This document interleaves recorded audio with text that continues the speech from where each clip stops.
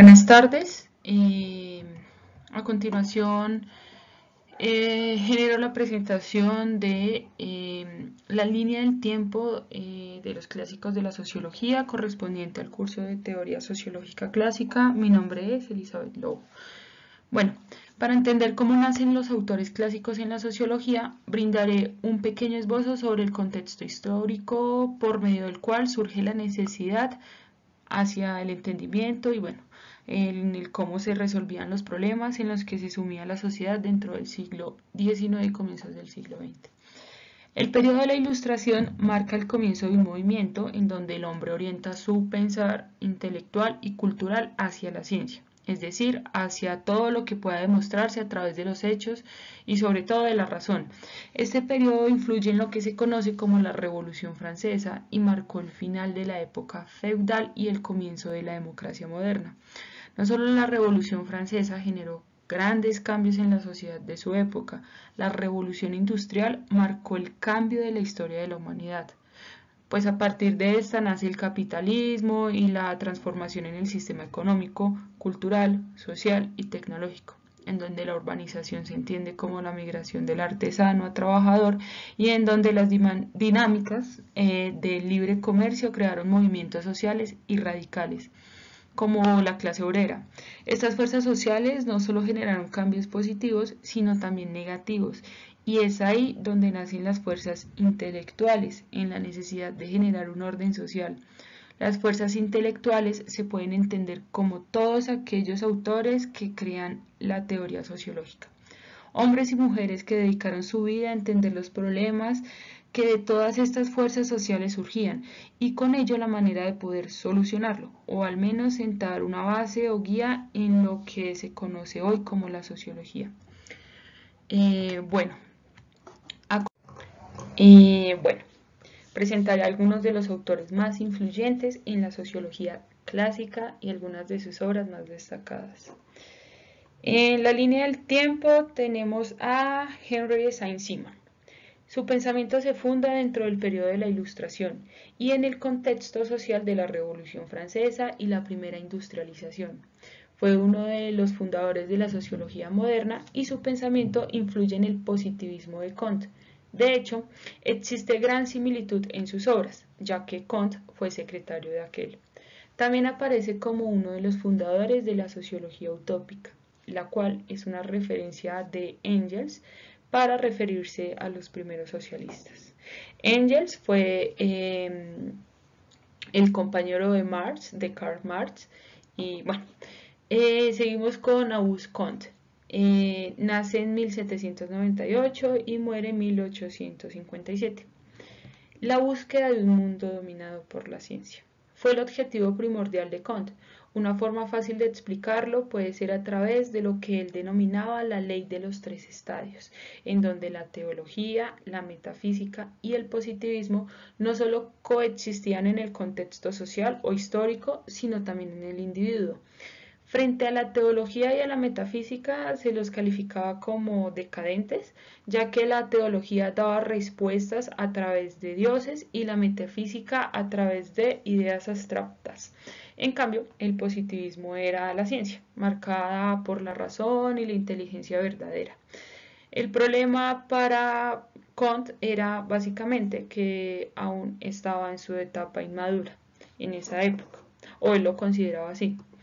Herbert Spencer, 1820, nace en 1820 y muere en 1903.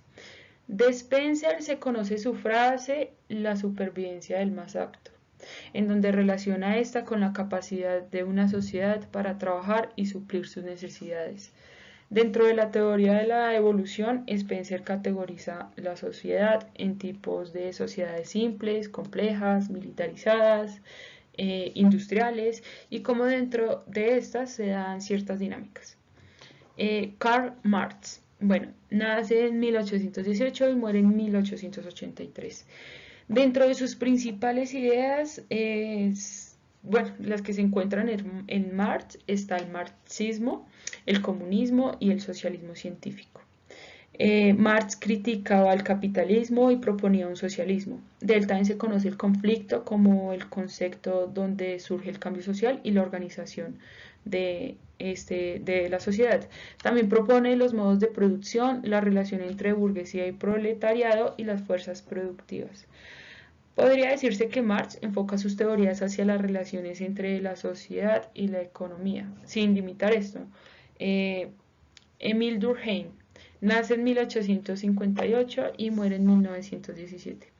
A Durkheim se le parte el desarrollo de la sociología como disciplina. Él propone estudiar la sociedad como una cosa o un objeto a través de métodos científicos y del razonamiento lógico. También propone cómo el actuar, el sentir o el pensar es algo externo a nosotros. Y dentro de las dinámicas sociales habla de la sociedad mecánica y orgánica, en donde las primeras sociedades son relaciones cara a cara y las otras en donde las relaciones se median por la división del trabajo. Y bueno, como esto de alguna manera diferencia a las personas entre sí, como el individualismo y esto. En resumen, Durkheim sentía la necesidad de poder restaurar el orden social y por eso dedicó su vida al estudio de esto. George Simmel nace en 1858 y muere en 1918. En Simmel podemos encontrar su teoría sobre la cultura y cómo la divide en objetiva y subjetiva. De ahí explica que la cultura objetiva es todo lo que se da en las interacciones sociales, los contenidos, la música, el arte, la filosofía, entre otros, y lo externo.